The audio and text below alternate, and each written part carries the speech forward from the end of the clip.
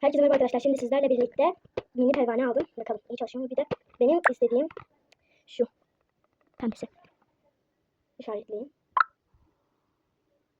Bunu ben şunu istiyorum. Şimdi açalım. İnşallah istediğim çıkar bakalım. Açamıyorum. Tabii siz bakın. Yeşil çıkmış. Yeşil ve sarı. Yeşil ve sarı. Naka dolu. Şimdi bir şey daha var.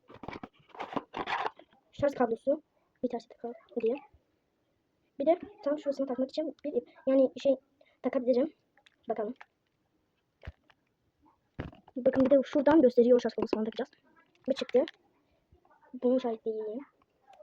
Keşke pembe çıksaydı. Şimdi gücünü test edeceğim. 3 farklı gücü var bence bildiğim kadarıyla. Oo, ikincisi çok güzel.